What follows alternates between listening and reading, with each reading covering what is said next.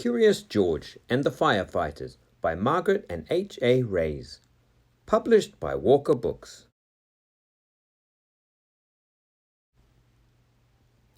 This is George.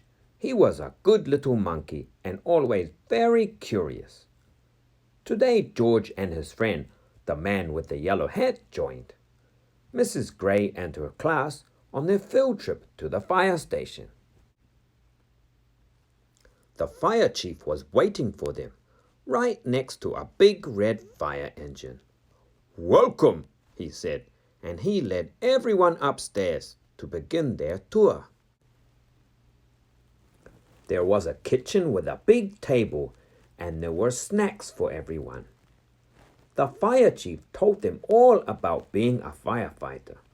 George tried hard to pay attention, but there were so many things for a little monkey to explore, like that shiny brass pole in the corner.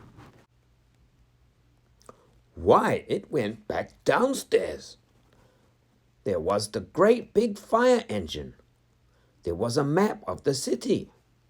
And there was a whole wall full of coats and hats and big black boots. George had an idea. First he stepped into a pair of boots. Next he picked out a helmet. And finally George put on a jacket. He was a firefighter. Suddenly, ring, ring. The firefighters all rushed in. "This is not my helmet," said one. "My boots are too big," said another. "Hurry, hurry," called the fire chief. A bright red light on the map of the city told him just where the fire was. There was no time to waste. One by one, the firefighters jumped onto the engine, and so did George.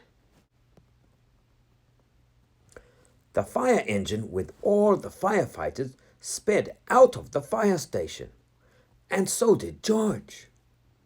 The siren screamed and the lights flashed.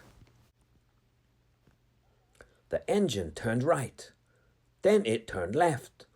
Whoa, whoa, whoa, went the horn, and George held on tight. And just like that, the fire engine and all the firefighters pulled up to a pizza parlor on Main Street. Smoke was coming out of a window in the back, and a crowd were gathering in the street.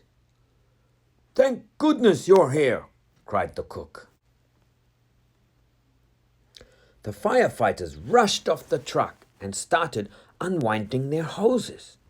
They knew just what to do, and George was ready to help. He climbed up onto a hose reel. One of the firefighters saw George trying to help, and he took George by the arm and led him out of the way. "A fire is no place for a monkey," he said to George. "You stay here where it's safe." George felt terrible. George sat on the bench and looked around. Next to him on the ground was a bucket full of balls. George reached in and took one out. It fitted in his hand just right, like the apple he'd had for a snack. A little girl was watching George. He tried to give her the ball, but she was too frightened. George took another ball, and another. "Look," a boy said, "that monkey is juggling." The boy took a ball and tossed it to George, but it went too high. George climbed up onto the fire engine to get it. Now George had 4 balls to juggle. He threw the balls higher and higher. He juggled with his hands. He juggled with his feet. He could do all kinds of tricks. The ball threw another ball to George. The boy threw another ball to George. George threw a ball back to the boy. The little girl reached down and picked up a ball, too.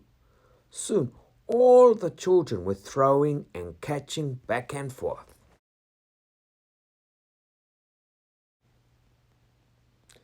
The fire chief came to tell everyone that the fire was out.